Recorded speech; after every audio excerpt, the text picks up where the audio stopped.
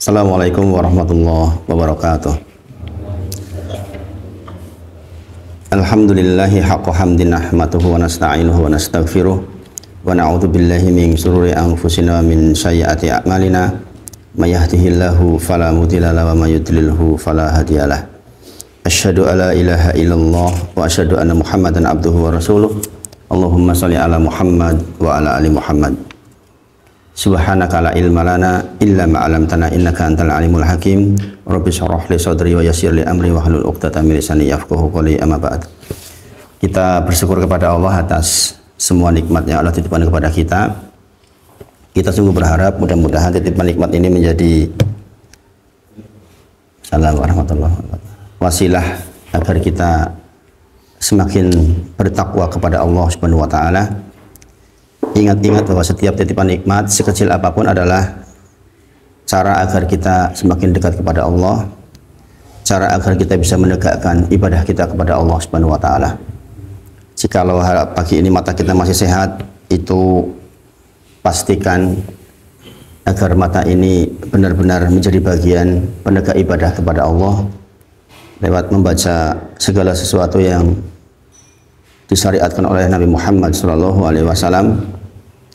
Dan jikalau kita masih bisa berbicara, maka pastikan keluar dari mulut kita zikrullah, kalimat-kalimat indah yang menjadi penambah beratnya timbangan amal soleh. Waalaikumsalam warahmatullahi wabarakatuh. Di yaumil akhir kelak. Kita bermohon kepada Allah sungguh-sungguh agar setiap tambahan nikmat adalah tambahan ketaatan kepada Allah Subhanahu wa taala. Adalah sebuah kerugian ketika kita diberi nikmat tidak bisa menggunakan nikmat itu sebaik-baiknya. Maka kita memerlukan banyak istighfar karenanya. Karena sungguh tidak setiap nikmat yang kita peroleh pagi ini juga dirasakan oleh orang lain. Sebagian saudara kita mungkin dalam kondisi sakit, saudara kita dalam kondisi tidak nyaman badannya, dan berbagai macam nikmat yang kita peroleh pagi ini. Dan kita tahu nih bahwa akhir-akhir ini di Palestina dalam kondisi seperti itu. Rumah sakit juga dibom, tidak ada tempat berlindung yang aman di sana, semuanya disasar. Berkumpul orang di rumah sakit sejumlah ribuan orang, ternyata justru dibom. Subhanallah. Maka kita sebagai seorang muslim yang Rasulullah sebutkan tidaklah sempurna iman seseorang kecuali dia mencintai saudara muslimnya sebagaimana mencintai dirinya sendiri. Maka sempatkan di sela-sela waktu berdoa untuk kemenangan, keselamatan orang-orang Palestina, karena di sana adalah tempat kita kiblat pertama, yang tempatnya diberkahi masjidnya dan diberkahi haula, diberkahi sekelilingnya tanah yang diberkahi. Mungkin kita bertanya-tanya, tanah diberkahi kok perang terus gitu. Tentu saja Allah yang tahu segala sesuatunya. Bagi kita itu adalah peluang untuk berpahala. Kita mendoakan berpahala, kita berdonasi berpahala, karena mereka adalah kaum muslimin. Sementara Rasulullah bersabda, tidaklah sempurna iman seseorang kecuali dia mencintai saudara muslimnya sebagaimana dia mencintai dirinya sendiri.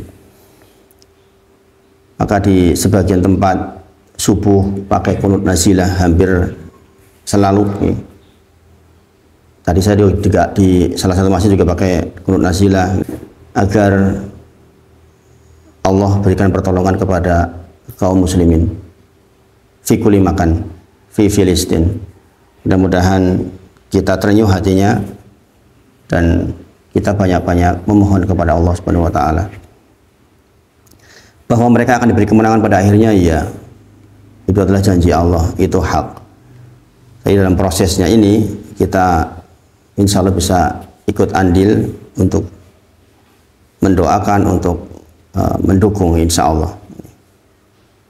Sekali lagi, tidak dikatakan sempurna iman seorang muslim kecuali dia mencintai seorang muslim lainnya sebagaimana mencintai diri sendiri. Ini juga pesannya adalah Kalau yang jauh seperti itu saja kita pikirin, bagaimana dengan tetangga kita, bagaimana dengan saudara kita, bagaimana dengan orang-orang yang dekat kita?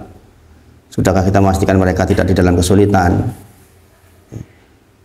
Di antara yang saya sampaikan kemarin di Al-Fajr adalah bahwa dalam jajaran kumpulan hadis-hadis silsilah hadis sahih yang diangkat pertama adalah tentang persaudaraan,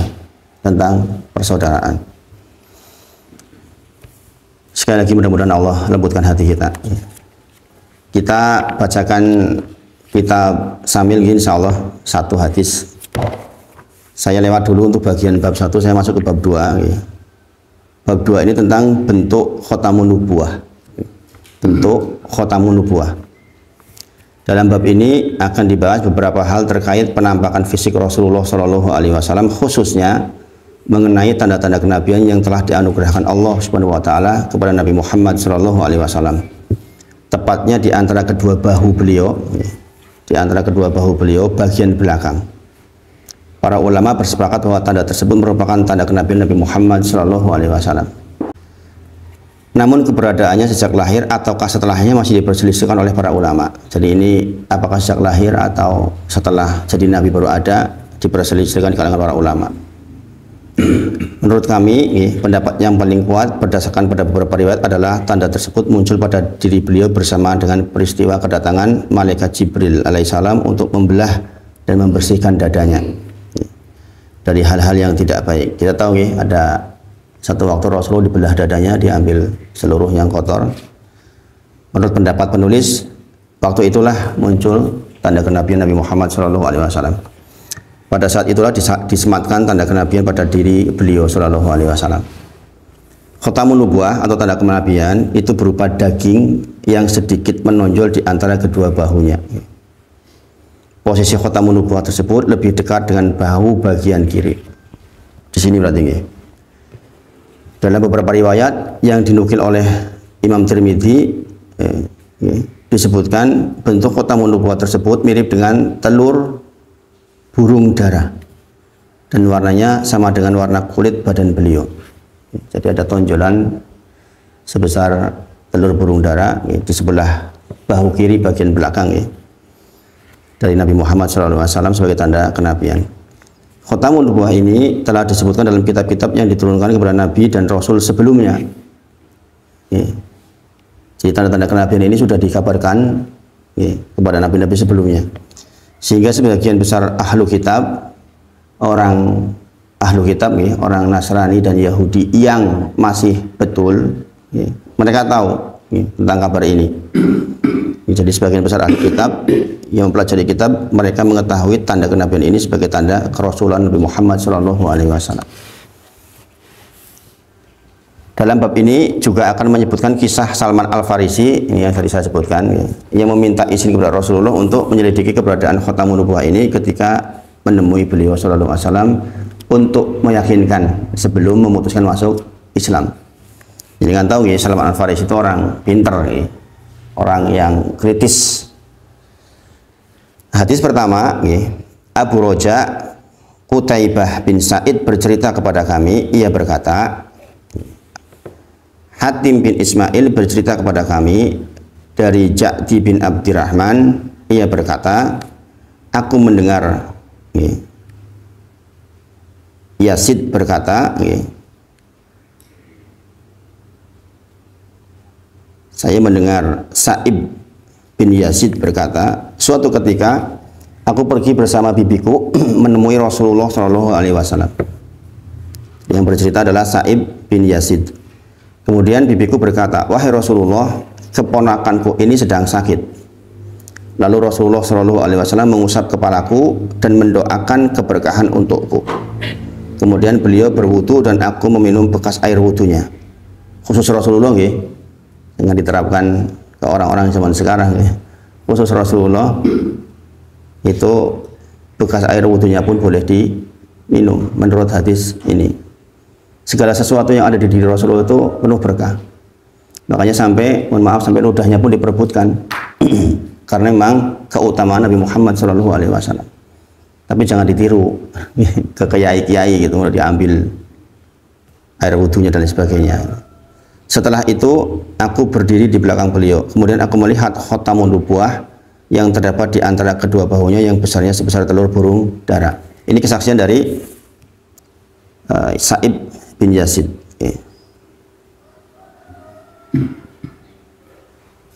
Keterangannya nggih, zahabat bi kholati ilan nabi, aku pergi bersama bibiku menemui Rasulullah SAW. Al-Hafiz Ibnu Hajar Al-Asqalani berkata, aku tidak menemukan nama bibi Sa'ib bin Yazid yang disebutkan dalam hadis ini. Jadi hanya disebutkan istilah bibinya Sa'id bin Yazid. Adapun di dalam riwayat tidak disebutkan sopo jenengnya, itu tidak disebutkan. Kemudian inna ibna ukhti waji'un, sungguh keponakanku ini sedang sakit. Kata waji'un berarti sakit. Beberapa riwayat dalam Sahih Bukhari disebutkan dengan kalimat ya Rasulullah inna ibna ukhti waqa'a. Menurut para ulama, kata waqa'a membawa kesimpulan bahwa sakit yang diderita berada pada bagian kaki. Kalimat waqa'a menunjuk bahwa sakitnya di bagian kaki. Ibnu Hajar Al-Asqalani berkata, sakit yang diderita Sa'ib bin Yazid berada di bagian kakinya, sebagaimana telah dijelaskan dalam beberapa riwayat yang lain. Famasaha roksi, Rasulullah mengusap kepalaku. Masaha roksi, mengusap kepalaku. Jadi kan jadi ingat ini tentang rukun wudu. Idza kumtum ila sholati faghsilu wujuhakum wa aydiyakum ilal marafiq famsahu bi ru'usikum. Nah ini sama nih. Famasaha yaitu mengusap kepalaku. Famsahu bi ru'usikum di dalam kitab wudu. Mengusap kepala anak mengandung rasa sayang dan perhatian. Ini contoh faedah yang bisa diambil. Jadi kalau dengan ketemu anak-anak, jangan pelit-pelit mengusap kepalanya. Termasuk juga mengusap kepala anak yatim. Dan ini benar ini. Saya pernah ceritakan dengan beberapa tahun yang lalu. Sampai hari ini saya masih ingat rasanya diusap kepalanya oleh kakak ipar saya. Jadi dulu waktu saya masih SMA, kalau liburan itu ke Jakarta, karena saya ingin melihat kakak saya yang jadi pilot. Jadi seneng gitu, nanti dibawa, ya berharap bisa dibawa ngeliat pesawatnya gitu. Nah kalau tidur gitu, mungkin karena saya kan dari jauh, kalau dulu istilahnya kalau ke Jakarta itu dari Jawa. Dari Jawa gitu. Beliau ketika membangunkan saya subuh itu begitu caranya, diusap kepalanya.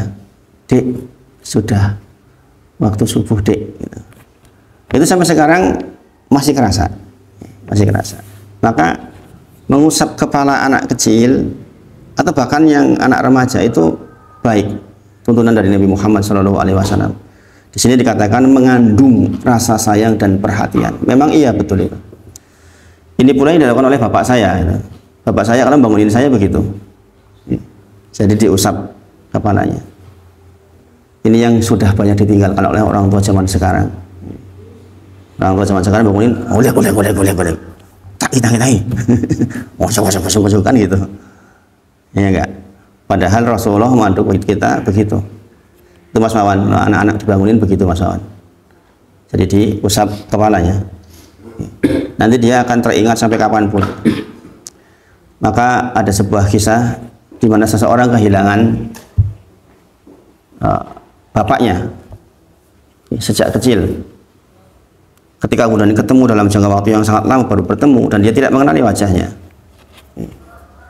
Dia bisa mengenali dari usapan kepalanya. Ini rasanya sama dengan dulu ketika saya masih belum kerasa, mungkin dia masih 2 tahun. Jadi ini faedah yang bisa kita ambil. Sebagaimana meletakkan tangan pada bagian tubuh orang yang sakit menandakan rasa simpati atas apa yang sedang dirasakan oleh si sakit berupa demam atau sakit yang lainnya. Wa doa lil bil barokah. Kemudian beliau mendoakan keberkahan bagiku. Maksud al barokah dalam konteks ini adalah kesembuhan atau kondisi yang membaik. Kemarin malam, 2 malam yang lalu, saya ngimam di salah satu masjid. Sholat isya normalnya kan agak panjang sedikit, ya, minimal separuh halaman lah kalau di kampung-kampung gitu. Tapi malam itu tidak tahu kenapa saya itu hatinya tuh didorong untuk baca surat sependek mungkin. Ini kalau sering jadi imam jangan akan kerasa kayak gitu itu. Tiba-tiba waktu itu saya pengen baca yang paling pendek gitu. Akhirnya saya baca idza jaa nasrullahi wal fath dan baca qul huwallahu ahad. Salat isya itu. Pendek banget kan. Ternyata di belakang saya itu jatuh orang tua. Rakaat pertama berdiri, ketika mau rukuk itu sudah nggak kuat, getar kemudian jatuh. Saya nggak tahu sebenarnya. Saya nggak tahu. Untung pendek. Jadi hikmahnya hati-hati ngimami, gak usah panjang-panjang. Karena bisa jadi ada orang yang sedang sakit di belakang kita.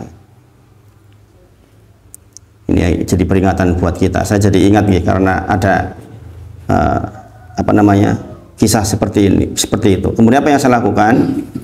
Segera setelah salam kita pandu yang bersangkutan ke rumah. Kemudian di ruqyah. Masih ingat nggak pelajarannya? Ini dikatakan kan sebagaimana kita memegang orang sakit menunjukkan tanda simpati dan kemudian kita doakan barokah, kita lakukan itu. Ini antara doanya adalah Bismillahi arkik, masih ingat nggak? Min kulli syai'in yu'tik, min kulli nafsin aw ainin hasid, Allahu yasfik, Bismillahi arkik. Bismillah dengan menyebut nama Allah, aku meruqyahmu. Ini adalah ruqyahnya Jibril alaihissalam ketika Nabi Muhammad SAW sakit, dipegang kemudian dibacakan Bismillahi arkik. Min kulli syai'in yu'tik, dari segala sesuatu yang membuatmu sakit. Min kulli nafsin au ainin hasid, dari segala macam keburukan jiwa. Min kulli syarrin nafsin, min kulli nafsin atau min kulli syarri nafsin au ainin hasid, dari semua keburukan jiwa atau pandangan mata yang buruk, yang hasad. Karena keburukan jiwa dan keburukan pandangan mata itu tembus, itu bisa bikin orang sakit. Rasulullah menyebutkan jikalau ada yang bisa mendahului takdir maka dialah penyakit ain. Penyakit ain adalah penyakit karena dilihat oleh orang-orangnya hasad. Jadi jenengan jangan mengundang orang lain hasad pada jenengan. Punya rumah ya secukupnya, jangan terlalu berlebihan. Kalau bagus banget nanti bisa orang hasad. Ini sumber penyakit itu. Punya mobil jangan berlebihan, yang terlalu bagus ya. Mengundang orang hasad. Hasadnya orang lain pada panjenengan sumber penyakit buat jenengan. Makanya dikatakan min syari kulli nafsin au ainin hasid. Allahu yasfik, ya Allah sembuhkanlah yang bersangkutan ini. Bismillahi arkik, sekali lagi dengan menyebut namamu ya Allah saya meruqyah. Nah ini pelajaran yang bisa kita ambil. Rasulullah ketika ada orang sakit dipegang dan didoakan dengan doa yang barokah. Dalam hal ini adalah barokahnya adalah kesembuhan, atau kondisinya membaik.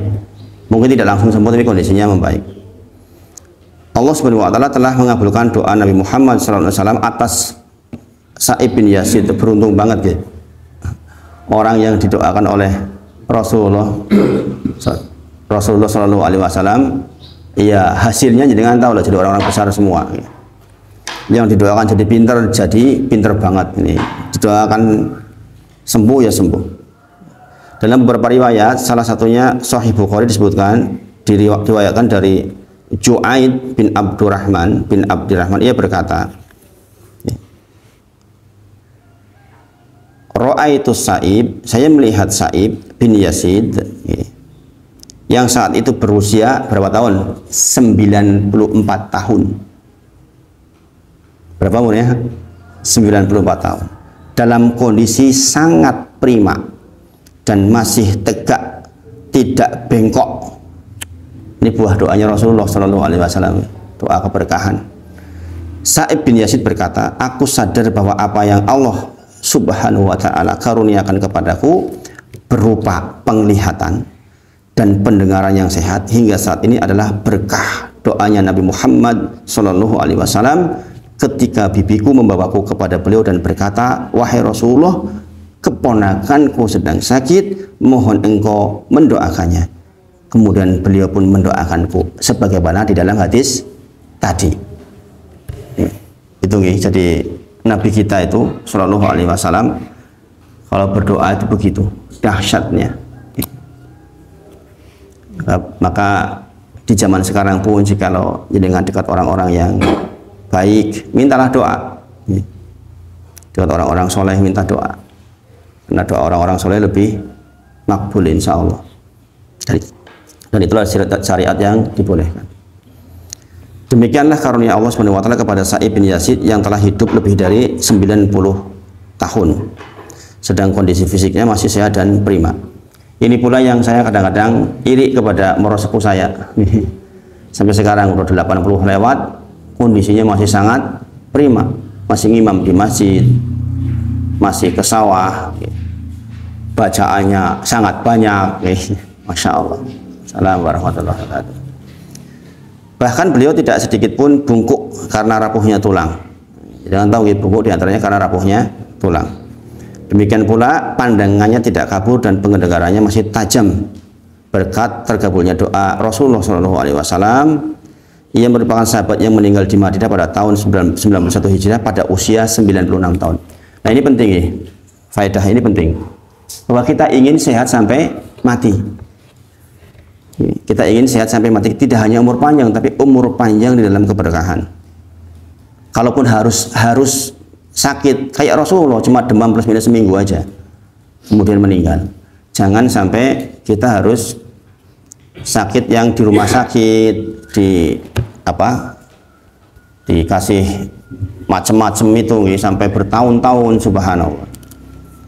Ini yang dicontohkan oleh Rasulullah atas diri Sa'id bin Yazid seperti itu.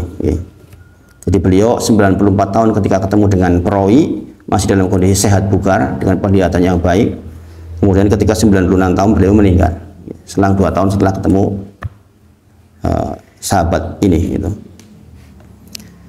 Kemudian watawad doa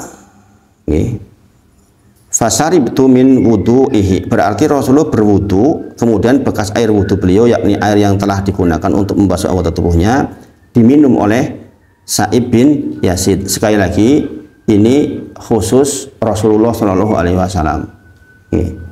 Tentang segala sesuatu yang nempel di Rasulullah itu memang penuh dengan keberkahan. Dalam istilah syar'i hal seperti ini disebut tabarruk, yaitu mengharap berkah. Jenis tabarruk ini, tabarruk dengan air ludah, air sisa wudhu, rambut dan sentuhan kulit merupakan sebuah kebenaran yang dikuatkan oleh dalil-dalil syar'i. Kemudian dikuatkan dengan sikap sahabat yang pernah melakukan tabarruk semacam ini. Berdasarkan kesepakatan para ulama, hal ini merupakan salah satu kekhususan yang boleh diperlakukan pada Nabi Muhammad SAW. Kata kuncinya apa tadi? Ini berlaku kepada Nabi Muhammad SAW. Jadi kepada Rasulullah itu tabarruk dengan segala sesuatu yang nempel dibolehkan. Tapi tentang misalnya rambut sampai zaman sekarang masih ada atau tidak, itu kan tidak jelas ya. Jadi jangan tabarruk dengan sesuatu yang belum jelas. Jangan pernah lihat video yang di situ ada rambutnya Rasulullah katanya ditutup, entah benar atau tidaknya wallahu alam. Jikalau memang benar itu bisa untuk tabarruk. Tapi jikalau itu keliru, bagaimana? Siapa yang menjamin itu benar? Ya kan, rambut ini dulu dipegang siapa, dipegang siapa, kan gitu, an gitu. Maka di zaman kita ini risalahnya yang kita pelajari. Oleh karenanya tidak dibenarkan bertabaruk dengan air ludah, bekas wudhu, rambut ataupun keringat orang lain selain Nabi Muhammad SAW.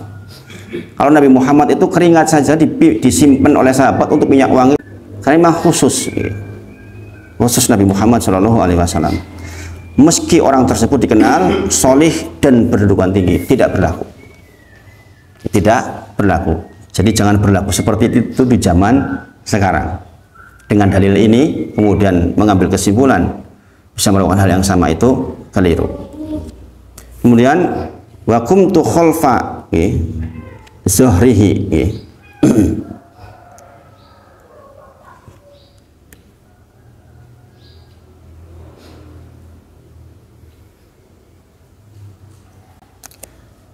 Berarti Sa'ib berdiri di belakang Rasulullah Shallallahu Alaihi Wasallam.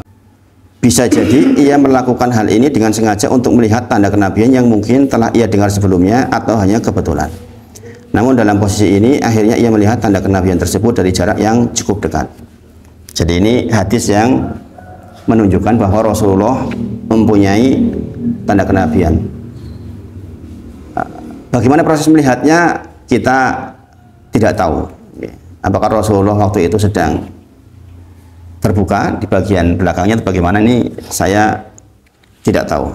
Hanya saja beliau melihat dalam kondisi yang sangat dekat, sebagaimana ketika Salman Al-Farisi juga minta kepada Rasul ditunjukkan tentang khatamun nubuwah.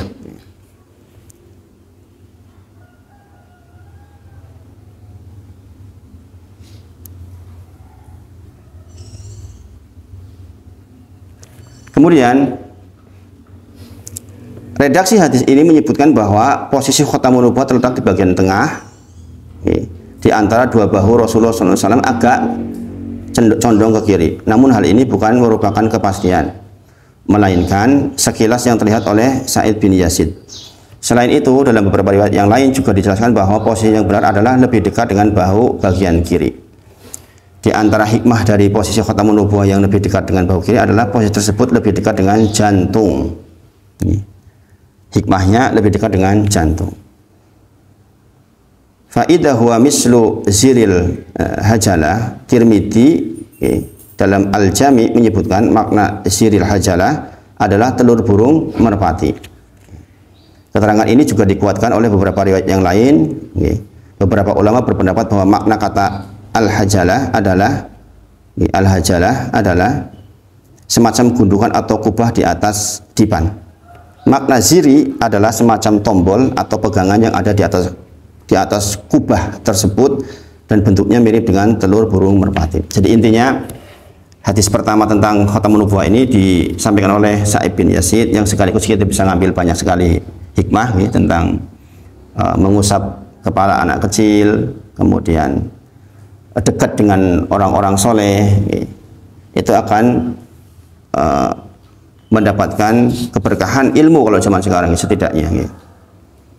Ini jadi mudah-mudahan bisa menjadi penyemangat buat kita untuk semakin banyak mempelajari. Ada banyak hadis di dalam bab 2 ini. Nanti kita lanjutkan di pertemuan berikutnya. Kemudian untuk tambahan pelajaran di Masjid Miftahul di Masjid Al-Fajar, saya membacakan kitab Silsilah Hadis Sahih untuk bab 1, yaitu bab akhlak, perbuatan baik dan hubungan sama manusia. Nanti videonya bisa dilihat. Tentang bab 3, tentang adzan dan sholat. Karena di sini sedang belajar tentang fikih sholat.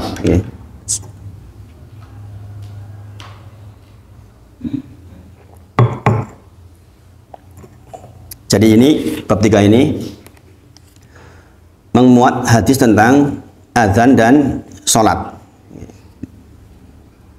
Hadis nomor 475 ada mulai di 475. Saya nggak bacakan karena ini pendek, jadi pendek waktunya, maksudnya saya pilih-pilih, saya pilih-pilih.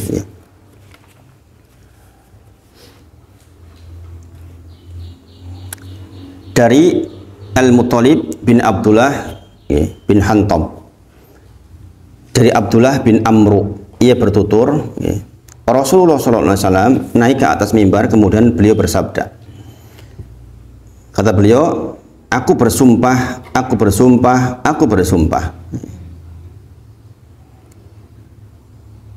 Kemudian beliau turun dari mimbar dan berkata, bergembiralah, bergembiralah.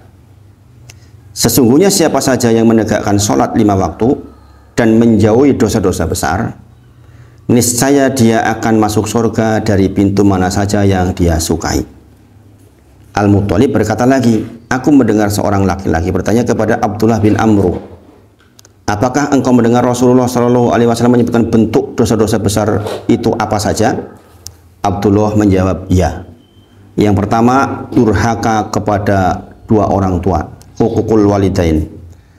Yang kedua, berbuat syirik kepada Allah.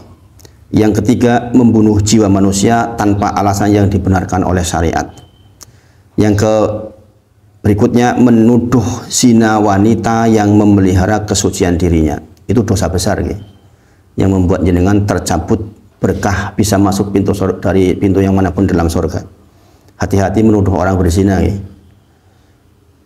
Juga jangan ikut-ikutan jenengan komentar kalau ada informasi tentang perzinahan. Jenengan nggak menyaksikan sendiri kan. Jenengan ikut-ikutan menghakimi itu di medsos, jangan. Memakan harta anak yatim itu termasuk dosa besar.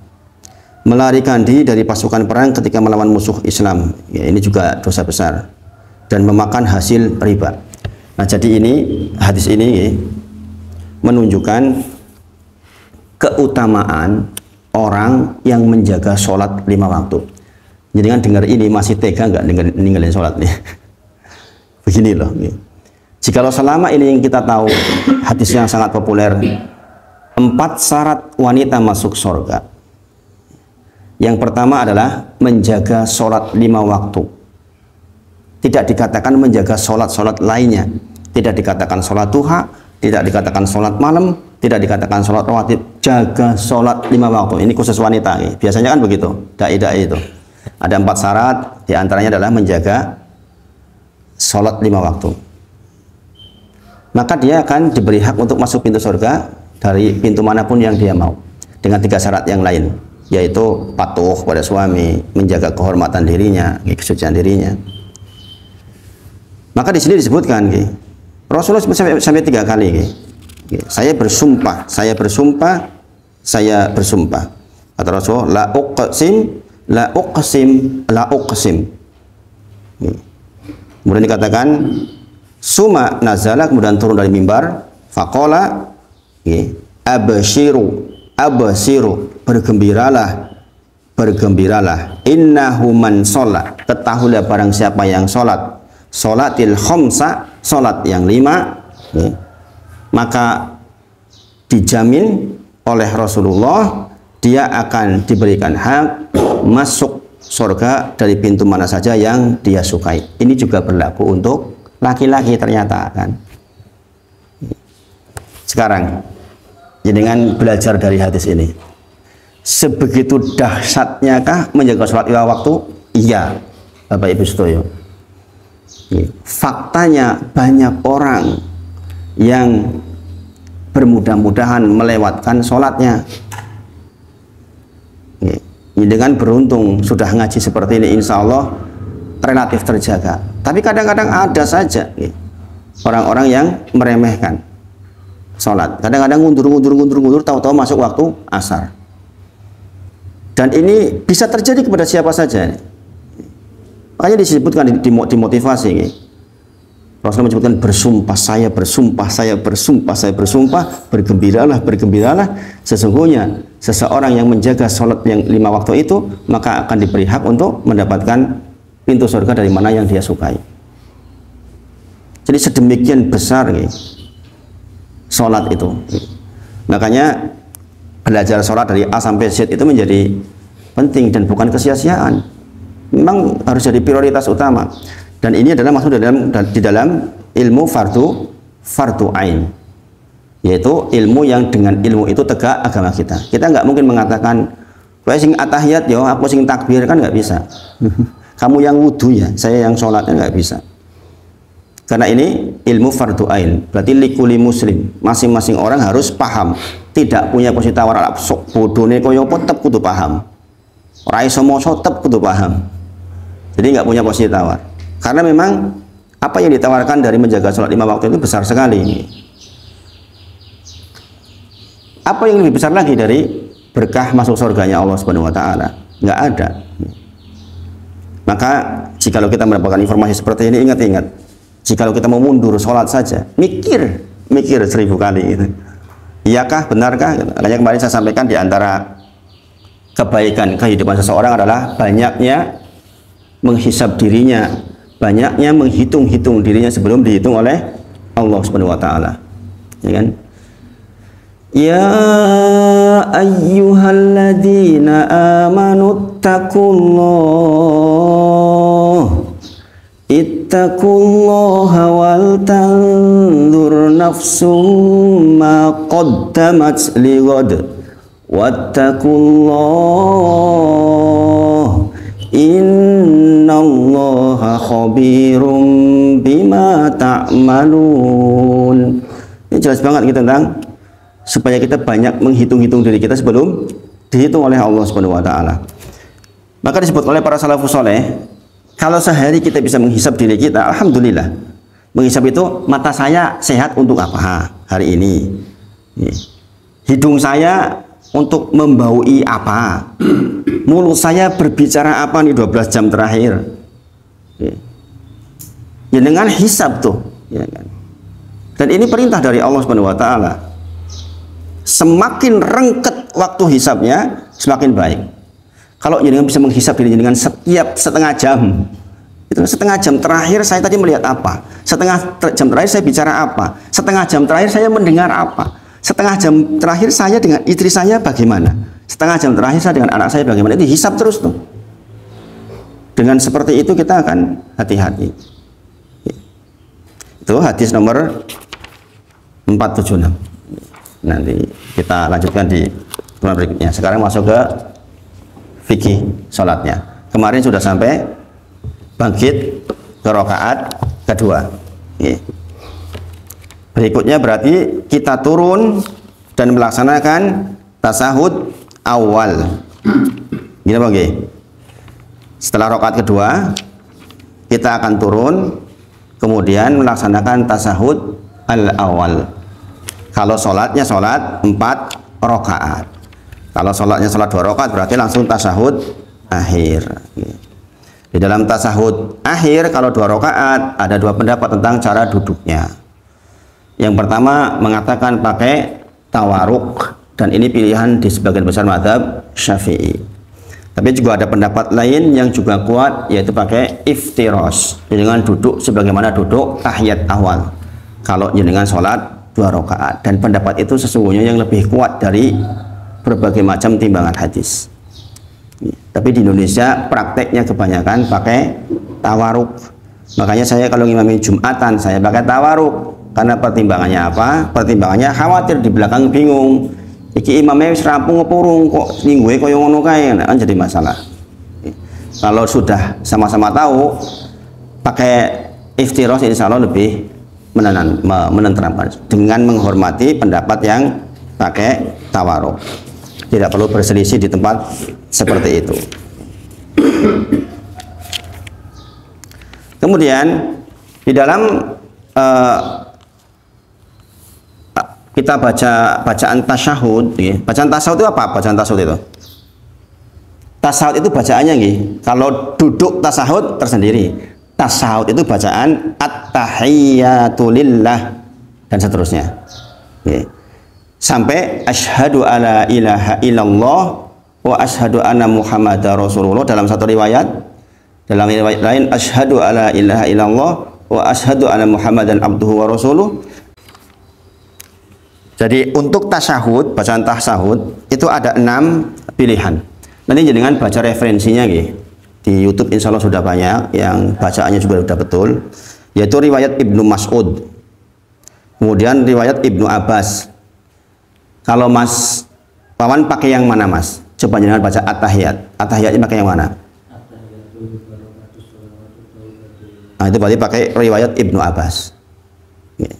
Ada yang pakai at-tahiyatulillah. Nah, itu pakai riwayat Ibnu Mas'ud. Juga ada riwayat yang nggak begitu populer, riwayat Ibnu Umar. Kemudian riwayat Umar bin Khattab. Kemudian riwayat Abu Musa dan riwayat Aisyah. Jadi ada 6 riwayat. Nah, 6 riwayat ini bisa jenengan gabungkan dengan 5 riwayat tentang sholawat. Sholawat pun ada 5 riwayat. Bukan hanya Allahumma sholli ala Muhammad saja, tapi ada 5 riwayat yang lain. Itu riwayat Ka'ab bin Ujrah, kemudian Abu Sa'id Asy'idi, kemudian Abu Mas'ud Al-Ansari, kemudian Abu Mas'ud Al-Ansari lagi ada 2, dan dari Abu Hurairah. Jadi ini dengan lihat referensi itu, kemudian dibuka, kemudian dengan ambil salah satu atau salah 2 di antaranya, kemudian begini, yang perlu saya sampaikan kepada panjenengan. Karena bacaan tasyahud ini, khususnya nanti di tasyahud akhir itu adalah rukun qauli. Rukun qauli sekali lagi ada 5. Apa saja Mas Dono? Rukun qauli. Rukun qauli dalam salat apa saja? 1, takbiratul ihram. Yang kedua, membaca surat Al-Fatihah. Yang ketiga apa Pak Hartono? Membaca tasyahud, ya kan? Yang keempat, membaca sholawat. Yang kelima, salam. Ya, jadi hanya 5 ini sebenarnya. Sholat itu yang masuk rukun ucapan ya cuma 5 ini. Yang lain berarti bukan rukun. Adapun di mazhab Syafi'i selain rukun ya sunnah. Ada ya sunnah abad, sunnah muakkad atau sunnah biasa. Adapun di mazhab Hambali dikatakan ada yang dihukumi wajib sebagaimana kita pelajari. Seperti ucapan takbir intiqal yang kita pelajari kemarin adalah wajib. Ucapan sami Allahu liman hamidah dihukumi wajib. Bacaan ruku dihukumi wajib di dalam mazhab Hambali. Di dalam mazhab Syafi'i dihukumi sunnah muakkadah. Jadi jangan kaget kalau di masyarakat ada perbedaan. Memang konsekuensi hukumnya agak berbeda itu. Makanya saya lebih mengambil yang mazhab Hambali dalam kasus ini. Karena lebih mudah. Nah, karena ingin rukun qauli ucapan. Sekali lagi saya ingatkan, definisi ucapan apa? Ada gerakan bibir. Di mazhab Syafi'i harus terdengar telinga sendiri. Di mazhab Syafi'i. Tapi yang umum yang kuat, yang penting ada isyarat bibir. Kalau jenengan sholat sendiri sih di rumah nggak masalah. Allahu Akbar. Jenengan sholat sendiri dikeraskan nggak masalah. Karena itu lebih berkebutuhan terhadap khusyuknya sholat. Saya kalau sholat witir dikeraskan walaupun sendirian karena lebih menuju kepada kekhusyukan. Nah, syarat qauli harus dipenuhi bahwa kita mengucapkan. Jangan sampai kita nggak umik-umik. Nggak umik-umik berarti nggak sah. Imam Malik mengatakan jikalau ada orang mengatakan sah tanpa umik-umik, maka ketahuilah itu adalah kekeliruan. Kemudian karena ini rukun qauli berarti ucapannya harus pasti benar secara makna, secara bacaan dan secara makna. Sebagaimana kita pelajari di Al-Fatihah. Tidak boleh kita keliru di bacaan Al-Fatihah. Tidak boleh. Masih ingat apa saja yang nggak boleh keliru dalam Al-Fatihah? Nanti ini berlaku di At-Tahiyat. Kesalahan yang bikin batal di Al-Fatihah apa saja? 1. Kesalahan yang merubah makna ayat. Belum masih ingat nggih? Iyyaka dengan iyyaka berbeda. Alhamdu dengan alhamdu berbeda. Kesalahan yang merubah makna maka batal. Kemudian tidak urut membacanya, tidak tertib membacanya, itu juga batal. Saya ada video, sudah saya upload nih, terakhir yang di Gunung Semput itu pertanyaannya begini, apa hukum mengulang-ulang rukun qauli? Mengulang-ulang rukun qauli. Contoh, Alhamdulillahi Rabbil Alamin, Alhamdulillahi Rabbil Alamin, 2 kali. Ini apa hukumnya? Ini masuk ke tidak tertib ini nggak boleh. Sebagian ulama berpendapat itu membatalkan. Di mazhab Syafi'i ada pendapat yang membatalkan, ada pendapat yang tidak membatalkan. Masing-masing dengan dalil yang mendukung. Nah, kalau mau aman jangan sampai mengulang-ulang rukun qauli. Kalau mengulang takbiratul ihram dan salam pasti batal, itu jelas. Tapi kalau untuk yang 3 rukun qauli yang lain yaitu Al-Fatihah, tasyahud dan sholawat, ini diperdebatkan di kalangan para ulama. Tertib berarti nggak boleh baca begini. Kalau ada kekeliruan begini pasti batal ini. Jadi ada imam begini, Alhamdulillahi Rabbil Alamin, Maliki Yaumiddin, Ar-Rahmanir Rahim. Itu batal langsung itu. Sak makmum-makmumnya batal. Itu harus diulang sholatnya. Jadi harus tertib. Kemudian apalagi dulu muwalah. Muwalah itu berurutan. Nggak boleh dijeda-jeda, nggak boleh dijeda-jeda. Alhamdulillahi Rabbil Alamin, imamnya ini banget, ngelak banget, minum, boleh nggak itu? Nggak boleh, itu nggak muwalah namanya. Seperti adzan juga harus muwalah, adzan itu harus muwalah syaratnya. Kalau jangan adzan Allahu Akbar rusak ininya. Jangan benaknya disit. Kemudiannya dengan lanjut ini nggak boleh. Karena harus muwalah, harus berurutan. Tidak boleh dijeda. Kemudian ada huruf yang tidak terbaca. Jangan pastikan rukun qoli, nanti jangan lihat lagi baca at-tahiyyatul, mana tasdidnya. Karena tasdid artinya huruf double. Kalau tidak terbaca maka bisa batal. Ini berlaku sama juga di tasyahud.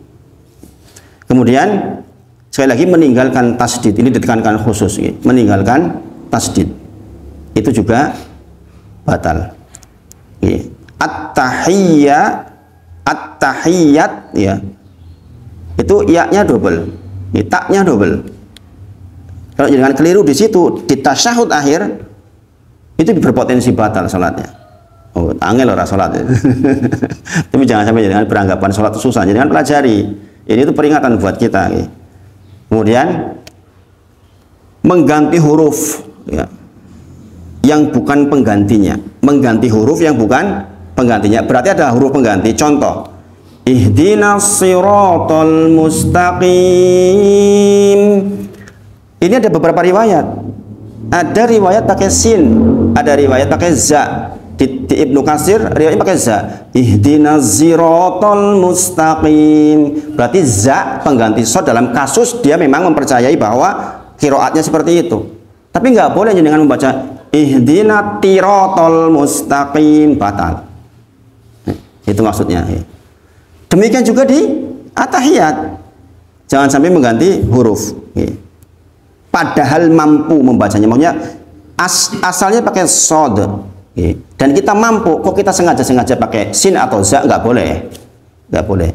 Bicara tentang sin dan za karena memang di wilayah itu tuh orang nggak bisa bicara shad. Bicara sai itu nggak bisa. Bisanya si, bukan sai. Beda nggak itu? Ihdinas siratal mustaqim, bukan ihdinas si itu kan sa, sin. Kemudian jika imam sebagai pelakunya dengan sengaja, maka seluruh sholatnya tidak sah, termasuk makmumnya nggak sah. Kemudian mengganti harokat huruf. Jadi dengan kalau baca tahiyat itu harus betul-betul nih. Mengganti harokat huruf di dalam Al-Fatihah dalam beberapa kasus juga batal karena merubah makna. Contoh, an'amta menjadi an'amtu atau an'amti. Iyyaka menjadi iyyaku, iyyaki. Itu merubah makna. Al-mustaqim menjadi al-mustaqin, itu juga bisa membatalkan. Kemudian yang tidak kalah pentingnya adalah kalau dalam kasus Al-Fatihah, ini perhatian ya, untuk perhatian, tidak terhalang oleh zikir yang lain atau ajnabi. Ajnabi itu kalimat-kalimat di luar Al-Fatihah dimasukkan di tengah-tengah surat Al-Fatihah. Contoh, alhamdulillahi rabbil alamin, qi itu. Jangan mengucapkan huruf qi. Satu huruf itu. Satu huruf kalau ada maknanya maka batal sholatnya, batal Al-Fatihahnya. Qi dalam bahasa Arab artinya apa? Jaga awakmu. Itu bahasa Arab itu, qi itu. Jika jenengan mengucapkan huruf dalam bahasa Indonesia sekalipun yang ada maknanya satu huruf, batal. Kalau dua huruf walaupun tanpa makna, batal. Ihdinas siratal mustaqim misalnya, kemudian jenengan mengucapkan ai gitu. Kurang kerjaan. Jenengan mengucapkan dua huruf, maka batal. Nah, dari sini para ulama menyebutkan berhati-hatilah imam yang punya kebiasaan dehem. Karena para ulama menyebut dehem terkategorikan mengeluarkan dua huruf. Ini dibahas di kitab-kitab fikih ini. Nah, itu. Jadi kalau jangan alhamdulillahi rabbil alamin ar-rahmanir rahim gitu. Punya kebiasaan seperti itu, jangan jadi imam. Karena itu sebagian ulama mengatakan batal walaupun ini pendapatnya lemah. Tapi menghindari di belakang tidak nyaman, kalau ada yang tahu fikih kayak gitu nggak nyaman banget tuh. Karena berangkat dari tadi itu bahwa mengucapkan dua huruf ajnabi, sesuatu yang di luar bacaan Al-Fatihah, maka berpotensi membatalkan. Ya, itu juga termasuk nggak boleh. Ya, jadi jangan disela-sela. Maka dikatakan di sini juga dikatakan bahkan kalau jenengan alhamdulillahi rabbil alamin, jenengan punya kebiasaan alhamdulillah, batal langsung itu. Karena jenengan mengucapkan alhamdulillah sebagai buka bagian dari Al-Fatihah, zikir tersendiri setelah wahyi. Apalagi kalau makmumnya yarhamukallah, tambah bubar kabeh. Jadi kalau lagi perlu itu dihindari ya jadi ya itu dihindari. Menjaga keadaan. Kalau bersihnya ngalim, ya bersihnya tidak membuat batal, tapi ucapan atas zikir setelah bersih itu yang membuat batal. Kalau bersihnya kan bukan kehendak jenengan. Kalau di batin, wahyu alhamdulillah. Ya enggak, jangan. Di batin pun jangan. Batin pun jangan. Walaupun sekali lagi ucapan sekali lagi kalau ada gerakan bibir, tapi di batin pun jangan. Sekarang begini. Alhamdulillahi rabbil alamin ar-Rahman. Gimana tuh? Baru ar-Rahman. diulang. Nah, ini ar-Rahmannya di ayat itu diulang boleh. Walaupun sekali lagi mengulang-ulang rukun qouli kalau sengaja bisa batal. Makanya di sini juga dipersoalkan antara kapan kita berhenti. Siratal ladzina an'amta 'alaihim ghairil maghdubi 'alaihim waladdallin. Ini yang paling aman. Karena kalau jenengan berhenti di 'alaihim yang kedua kemudian jenengan ulang, menurut riwayat Hafiz itu dibolehkan. Tapi menurut riwayat Qulun ini jadi soal. Karena dianggap mengulang-ulang rukun qouli. Nah, kalau jenengan jadi imam, kalau mau baca sirotol yang terakhir sampai terakhir itu tarik nafas. Tapi kalau terpaksa berhenti di alaihim pertama, insya Allah masih dimaafkan di riwayat yang lain. Karena di madzhab Malik itu alaihim di situ itu yang pertama itu justru ra'su ayat terakhir. Pokoknya ayat sudah berakhir ayat maksudnya. Ayat tersebut ayat ke-6. Di madzhab Malik itu nggak pakai bismillah. Madzhab Malik itu meyakini bahwa bismillah itu bukan bagian dari Al-Fatihah. Padahal Al-Fatihah adalah 7 ayat yang diulang-ulang. Tapi yang umum kan bismillah masuk ayat 1. Sehingga bagian terakhir siratal ladzina an'amta 'alaihim ghairil maghdubi 'alaihim waladdallin itu adalah 1 ayat tersendiri. Tapi di madzhab Malik itu menjadi 2 ayat. Nah, jadi jenengan tasyahud karena ini rukun qouli juga sama. Nih, karena ini rukun qouli juga sana jenengan perhatikan betul jangan sampai jenengan keliru. Contoh Mas Wawan yang pakai pakai riwayat Ibnu Abbas. Pakai riwayat Ibnu Abbas itu jumlah tasdidnya ada 21, Mas. Jenengan nanti perhatikan. Kalau bisa jenengan lihat bacaan at-tahiyat di YouTube yang bagus. Tiru itu aja dah. Tiru itu aja. Saya kemarin lihat di YouTube banyak referensinya. Yang di situ tasdidnya sempurna itu ada. Jenengan tiru saja. Nek perlu sak lagune sing tiru ora apa. Karena Pak lebih aman itu buat jenengan. At-tahiyyat ta dan ya tasdid. Al-mubarakatus sholawat shad tasdid.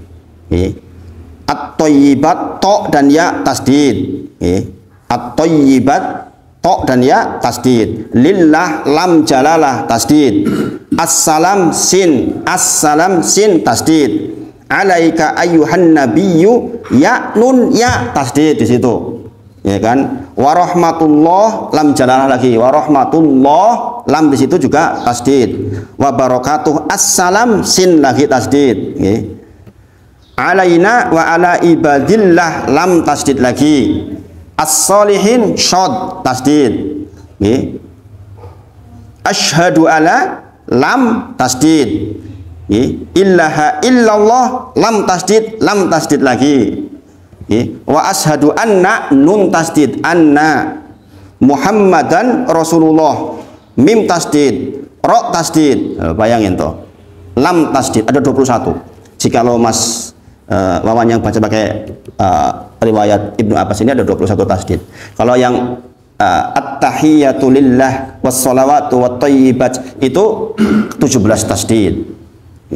Jadi nggak boleh hilang itu tasdidnya, karena itu huruf double, artinya huruf yang dibaca double. Bayangkan kalau kita nggak belajar begini nih, kita sholat dari dulu sembarangan aja itu. Sudah doktor Pak, ini sholatnya tahiyatnya keliru. Nah, itu makanya harusnya kan dia dokter walaupun kurang di bidang sholat, dia harusnya di bidang yang pokok seperti ini jangan sampai lewat. Kadang-kadang ya itu tadi karena itu dia, makanya harus diajak walaupun dokter harus diajak ngaji berarti. Ya, jangan kemudian karena tinggi di bidang tertentu kemudian suruh ngaji nggak mau. Nah, ini masalah. Ya, itu masalah. Nah, itu yang sampaikan pagi ini, mudah-mudahan bermanfaat. Semoga Allah berkahi kehidupan kita selanjutnya. Kita tutup dengan kafaratul majlis. Subhanakallahumma wa bihamdika asyhadu alla ilaha illa anta astaghfiruka wa atubu ilaik. Wa akhiru da'wana alhamdulillahirabbil alamin. Assalamualaikum warahmatullahi wabarakatuh.